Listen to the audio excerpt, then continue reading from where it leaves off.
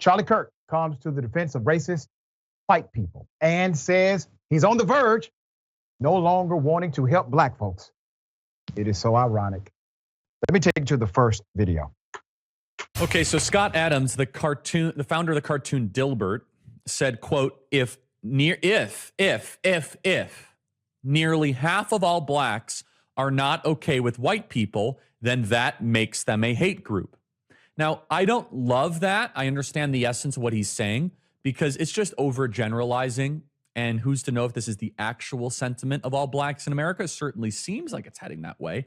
There is a lot of anti-white sentiment growing there.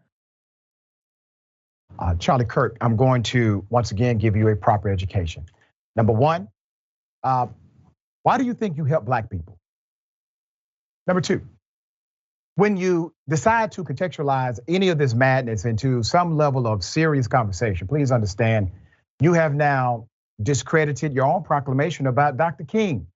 Was it not you and your people, Charlie Kirk, who said that it was Dr. King that said a man should be judged by the content of his character?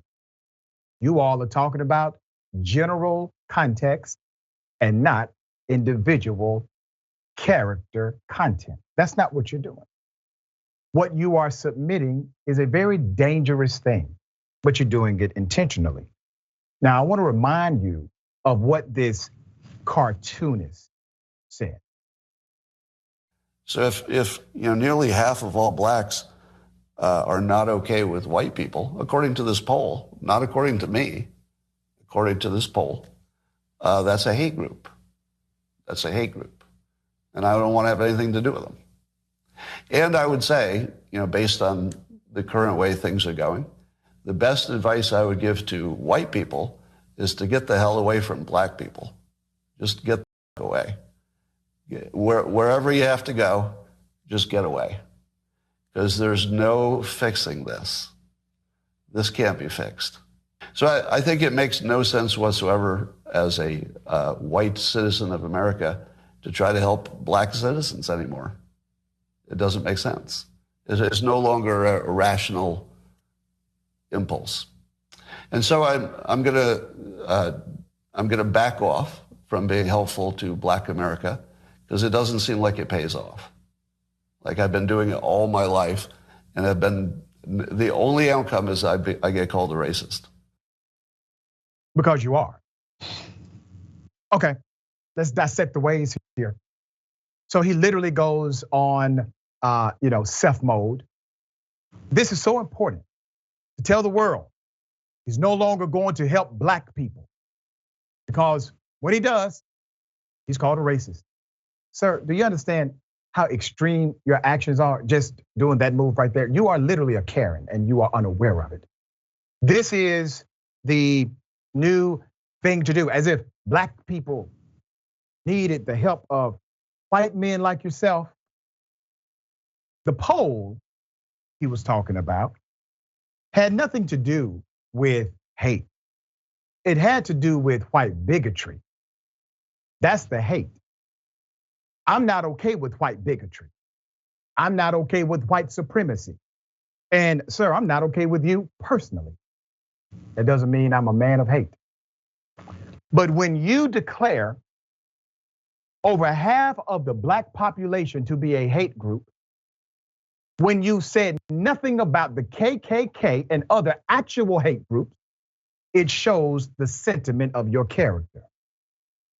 You have always felt the way you felt in that particular video, sir.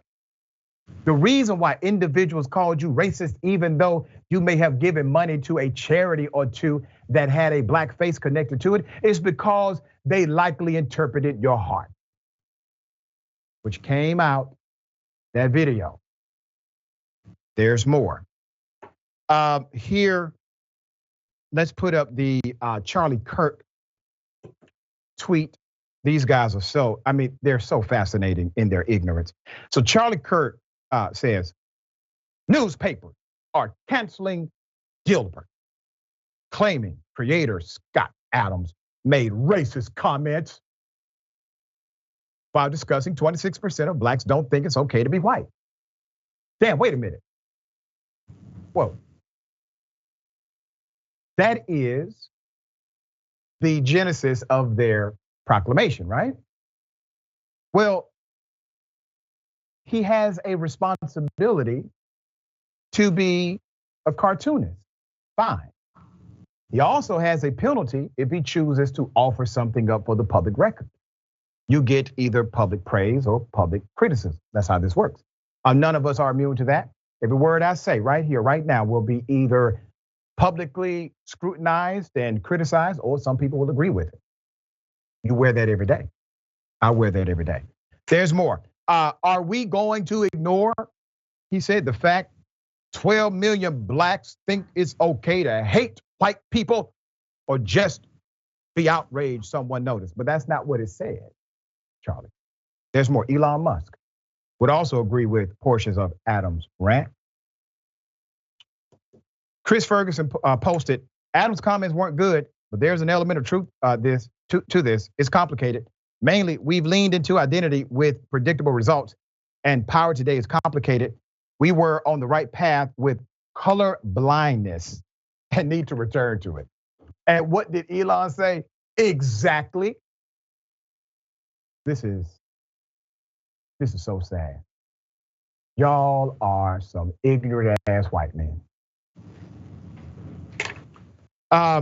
Musk would go on to claim that the media actually is racist. The media is racist, he says. For a very long time, US media was racist against non-white people. Now they're racist against whites and Asians. Same thing happened with elite colleges and high schools in America. Maybe they can try not being racist. Now, the actual racism that we cover right here on Indisputable, do you think Elon Musk gives a damn about that racism? The actual racism in K through 12 education will not be covered nor cared about for these individuals. They don't care about that. They care about protecting their identity, their racial identity, of course. Let me give you background on the polling company. The Rasmussen reports has spent the post-Trump years fervently engaged in culture war fights. The company, once generally considered conservative, but still primarily a polling firm, has shifted its focus.